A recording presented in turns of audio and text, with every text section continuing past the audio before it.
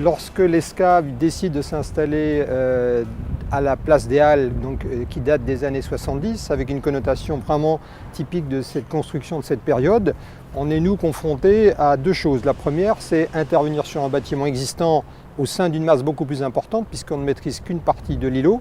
Et deuxièmement, donner une image très contemporaine, très ferme de ce que l'ESCA veut devenir dans les années à venir. Alors la contrainte principale était effectivement le site urbanistique avec tout un tas d'avoisinants. D'autres contraintes, c'est peu de place en stockage et puis des accès en sens unique et très difficiles. Les principales étapes après la définition architecturale ont été en premier lieu la conception technique et le développement du projet. Cette période a duré à peu près 6 mois, de mai 2010 à décembre 2010. Ensuite, nous avons attaqué le désamiantage, la démolition et le curage de l'ensemble des plateaux de bureaux pour mettre à nu la structure. Et on a complètement déshabillé le bâtiment de ces vêtures métalliques en aluminium de l'époque pour en faire une vêture en verre qui va donner une autre connotation au bâtiment.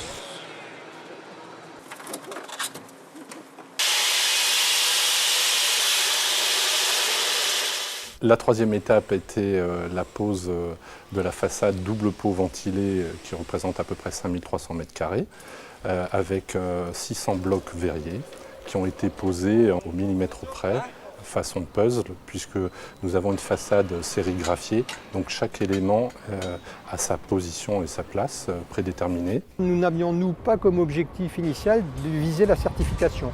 Par contre, l'entreprise, lorsqu'elle a proposé de passer à la certification, elle a rajouté une contrainte ou un objectif supplémentaire.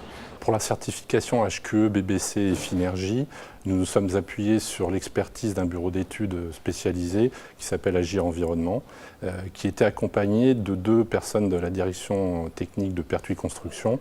Le bilan en termes de performance énergétique a été de diviser par 3 la consommation, puisque nous sommes passés de 450 kW d'énergie primaire par mètre carré à 150 kW. Nous avons mis en place des poutres actives au lieu de la convection électrique qui existait dans l'ancienne tour. Ça nous a fait gagner aussi près de 80%. Et de la même façon, nous avons assuré le suivi et le comptage des calories de l'eau chaude, de l'eau glacée, de l'eau sanitaire, ainsi que des consommations des prises de courant. On a ensemble trouvé des tas de solutions à des mises aux normes qui nous attendaient. Tous ces aspects-là ont demandé quand même une mise au point assez complexe. Ça s'est globalement bien passé puisque, nous avons respecté l'esprit du projet au niveau architecture. On y a mis toutes les fonctionnalités qu'attendait le maître d'ouvrage et quand même dans un cadre de prix et de délai qui était assez contraignant pour l'entreprise.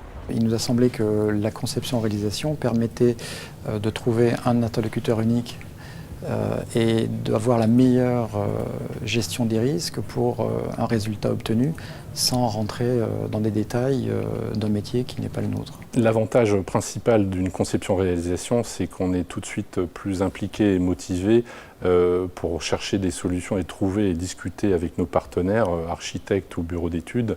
Et deuxième avantage, c'est d'avoir finalement un interlocuteur unique pour notre maître d'ouvrage et de faciliter la prise de décision. Nous sommes très contents du résultat. Nous constatons que les conditions de travail sont extrêmement favorables. Nous avons gagné en visibilité, en efficacité et certainement en productivité.